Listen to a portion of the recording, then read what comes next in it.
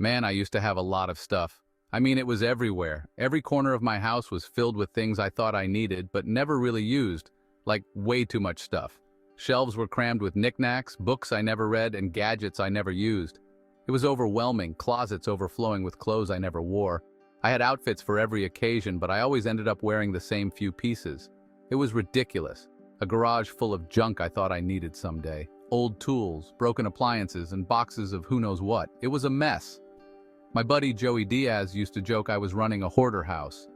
It wasn't funny though, it was stressful. Every time I needed something, I had to dig through piles of stuff. I felt buried under it all. Couldn't find anything. It was like living in a maze of my own making. Spent money on storage units, total waste. I thought I was solving the problem by moving stuff out of the house, but I was just paying to keep my clutter somewhere else. One day I was complaining to my buddy Ari Shafir about it. I was at my wit's end and I needed a solution. He's big into this whole minimalism thing. Lives in a tiny apartment with just the essentials. Lives in a tiny apartment with like 3 shirts. I couldn't believe it. How could anyone live with so little? I thought he was nuts. I mean, who needs just 3 shirts? But there was something about his lifestyle that intrigued me. But Ari, he just listened patiently. He didn't judge me or make me feel bad about my situation. Then he said something that changed my whole perspective.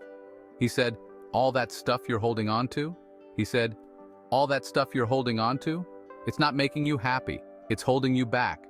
It's not making you happy. It's holding you back." Those words hit me hard. I realized that my possessions were controlling me, not the other way around. So, I decided to make a change. I started sorting through my stuff, deciding what I really needed and what I could let go of. I donated bags of clothes, gave away furniture, and sold items I no longer used. It was liberating. My living space became cleaner, more organized. I could breathe again. It was like a weight had been lifted off my shoulders. Embracing minimalism wasn't just about getting rid of stuff. It was about gaining freedom. Freedom from the stress and anxiety that clutter brought into my life. With less stuff, I had more time and energy to focus on what really mattered. Spending time with friends and family, pursuing hobbies, and just enjoying life. Looking back, I can't believe I lived like that for so long. But I'm grateful for the journey. It taught me the value of simplicity and the importance of letting go. Minimalism isn't about having less. It's about making room for more experiences, more joy, more of what truly matters. Now my home is a place of peace and contentment, and I wouldn't trade that for all the stuff in the world. So if you're feeling overwhelmed by your possessions, remember, it's not the stuff that makes you happy. It's the freedom to live your life without being weighed down. Drowning in stuff, it's time to come up for air. Ari's words hit me hard. He was right.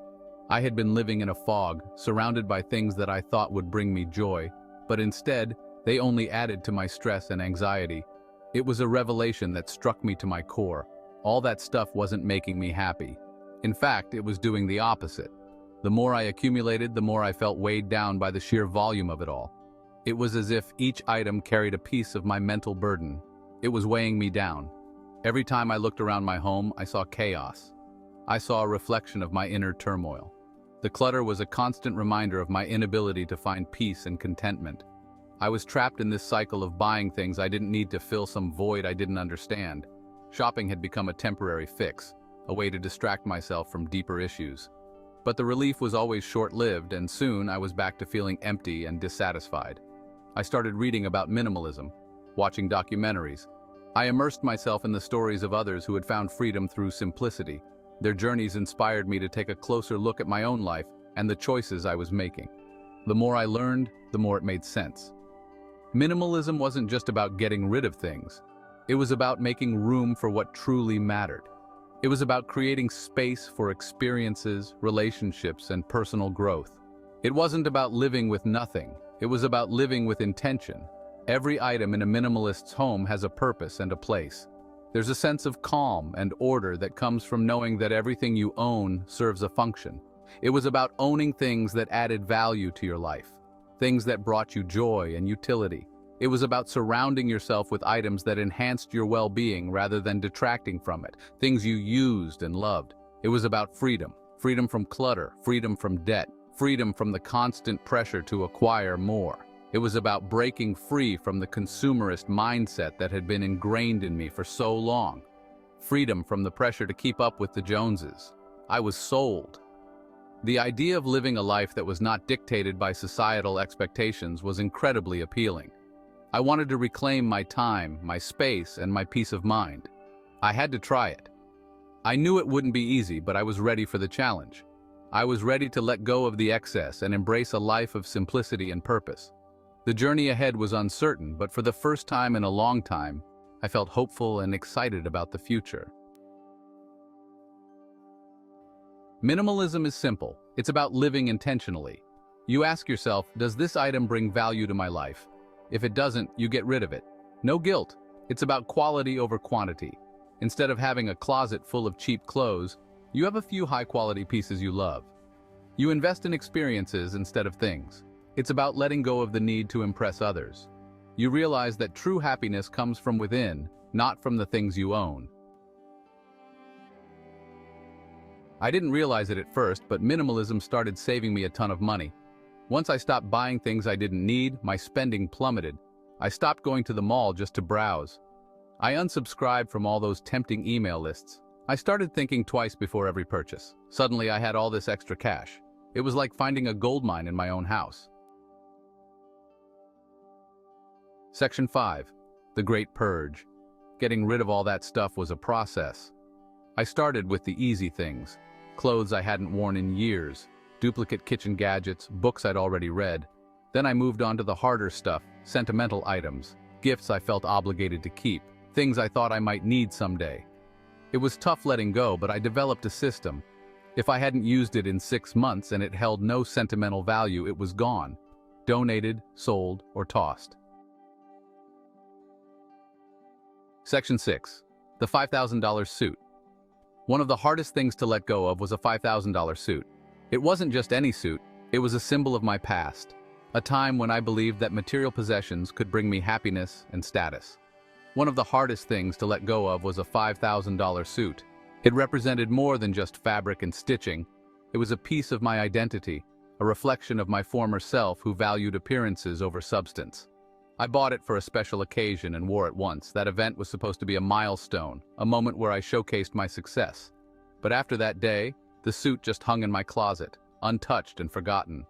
It hung in my closet, a symbol of my former spendthrift ways. Every time I saw it, I was reminded of the money I spent on things that didn't truly matter. It was a relic of a time when I equated luxury with happiness. But it was just a suit, a piece of clothing that, in the grand scheme of things, held no real value. It didn't contribute to my well-being or my sense of fulfillment. It didn't bring me joy. In fact, it became a burden, a constant reminder of my misplaced priorities. I realized that holding on to it was holding me back from embracing a more meaningful life. It was taking up space. So I sold it. And you know what? It felt amazing. The act of letting go was liberating. It was as if a weight had been lifted off my shoulders and I could finally breathe freely. Letting go of that suit was symbolic. It wasn't just about getting rid of a piece of clothing, it was about shedding the layers of my old self, the one who believed that material wealth was the key to happiness. It represented a shedding of my old consumerist skin. By parting with the suit, I was making a conscious decision to prioritize experiences and relationships over possessions. It was a step towards a more intentional and fulfilling life. The journey of letting go wasn't easy, but it was necessary. It taught me that true happiness comes from within, not from the things we own. And in that moment, I felt a profound sense of peace and contentment. Embracing a minimalist lifestyle has been transformative. It's not about depriving myself of things, but rather about making room for what truly matters. The $5,000 suit was just the beginning of this journey, a catalyst for change. Now, I find joy in the simple pleasures of life. A walk in the park, a meaningful conversation, a moment of quiet reflection.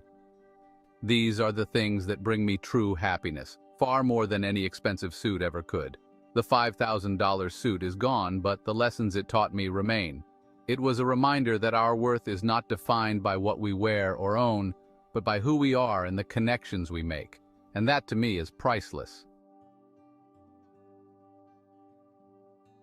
Section 7. Everyday minimalism. Minimalism isn't just about getting rid of stuff. It's about creating a life of intention and purpose. It's about simplifying your daily routines. I started small, decluttered my workspace, created a capsule wardrobe, meal prepped to avoid impulse takeout. These small changes made a huge difference. I was less stressed, more organized, and had more time for the things I loved. Section 8. The Minimalist Plate. I even applied minimalist principles to my diet. I cut out processed foods and focused on whole, unprocessed ingredients. It wasn't about deprivation, but about nourishing my body with what it needed. My energy levels soared. I felt healthier than ever. And it turned out, eating healthy didn't have to be expensive. Section 9. The Minimalist Calendar. I used to pack my schedule with commitments I felt obligated to attend. Minimalism taught me to be protective of my time. I started saying no more often. Declined invitations to events I didn't genuinely want to attend. This freed up so much time for things I actually enjoyed, spending time with loved ones, pursuing hobbies, and just relaxing. Section 10. Temptation Island. Look, I'm not gonna lie, it's not always easy. We live in a consumerist society. We're constantly bombarded with messages telling us we need to buy more stuff to be happy. There are times when I'm tempted to fall back into old habits. But then, I remember how good it feels to live with less. I remember the freedom and the peace of mind. Section 11. Finding freedom. Minimalism isn't about deprivation. It's about abundance. It's about having more time, more money, and more energy for the things that truly matter. It's about finding freedom from the shackles of consumerism and discovering the true meaning of happiness. And let me tell you, it's a journey worth taking.